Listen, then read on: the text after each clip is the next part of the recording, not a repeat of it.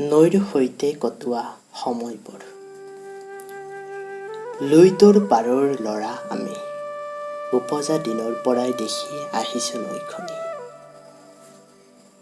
সোণোৱালী শৈশৱৰ স্মৃতিৰে ভৰপূৰ হৈ আছে এই লুইতৰ পাৰখনি। আজিও বৰকৈ মনত পৰে মধুৰ ক্ষণবোৰ। মৎস্য চিকাৰ কৰা চাবলৈ কিমান যে হেঁপাহ। নৈখনৰ অপূৰ্ব সৌন্দৰ্য আজিও ম্লান পৰা নাই। কি যে মনোমোহা দৃশ্য, দেখিলেই মন ভৰি পৰে।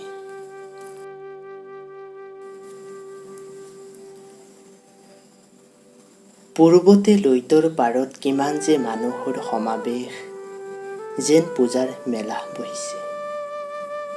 কিন্তু এতিয়া নৈখনে মাজে মাজে নিসংগতাত ভোগে।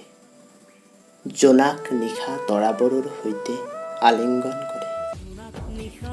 নৈখনে কেতিয়াবা বিষাদৰ যন্ত্ৰণাত কান্দে।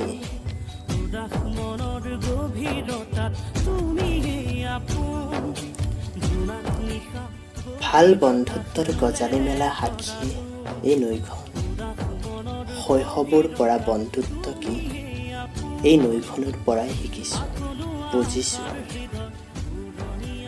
মাজে মাজে নৈখনলৈ যাওঁ, প্ৰিয় বন্ধুবোৰৰ সৈতে আড্ডা ৰোমাঞ্চকৰ হৈ পৰে।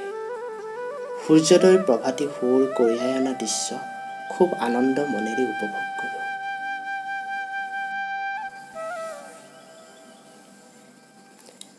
আবেলি সূৰ্যাস্তৰ দৃশ্য চাই আপ্লুত হৈ পৰোঁ।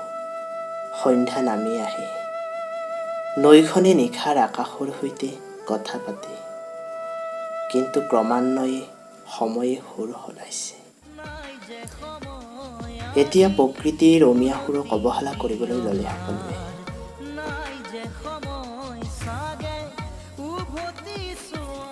আজি আৰু নাই উচ্ছ্বাসপূৰ্ণ সেই আড্ডা।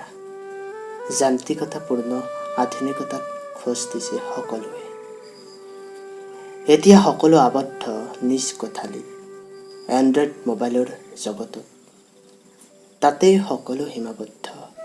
অজস্ৰ বন্ধুৰ সৈতে চিনাকি, নাজানো এয়া সঁচা বন্ধু হয় নে নহয়। ধন্যবাদ।